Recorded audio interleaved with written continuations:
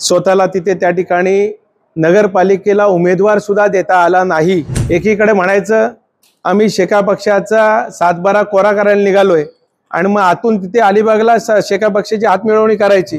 रोहा बदलतोय म्हणण्यापेक्षा आधी अलिबागकडे त्यांनी जरा लक्ष दिलं असतं तर बरं वाटलं असतं। आमच्याकडनं उमेदवार पाळवावे लागतात।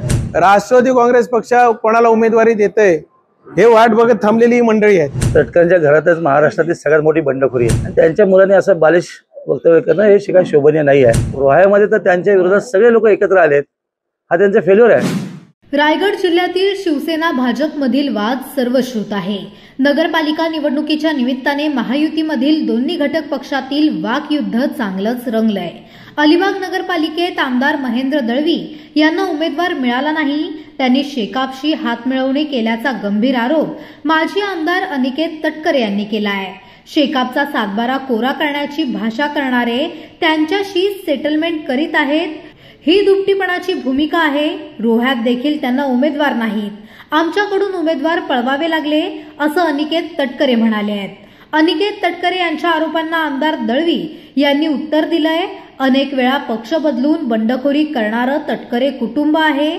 जागा वाटपात अलिबागची जागा आम्ही भाजपला सोडली आहे, तिथं आम्ही महायुती म्हणून लढतो आहे, तिथं अनिकेत तटकरेंनी मिठाचा खडा टाकण्याचा प्रयत्न करू नये असा सल्ला महेंद्र दळवी यांनी दिलाय।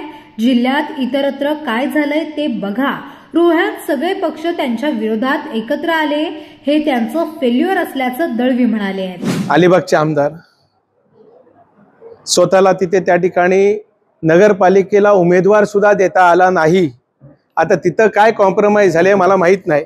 एकीकडे म्हणायचं आम्ही शेका पक्षाचा सातबारा कोरा करायला निघालोय आणि मग आतून तिथे अलिबागला शेका पक्षाची हातमिळवणी करायची। आता ही दुटप्पेपणाची भूमिका ही एकदा लोकांच्या समोर सुद्धा आली पाहिजे। रोहा बदलतोय म्हणण्यापेक्षा आधी अलिबागकडे त्यांनी जरा लक्ष दिलं असतं तर बरं वाटलं असतं। रोह्यात पण आज त्यांना उमेदवार नाहीत, आमच्याकडनं उमेदवार पाळवावे लागतात। 2:55 राष्ट्रवादी काँग्रेस पक्ष कोणाला उमेदवारी देतंय हे वाट बघत थांबलेली मंडळी आहेत। मुळात तटकरच्या घरातच महाराष्ट्रातील सगळ्यात मोठी बंडखोरी आहे।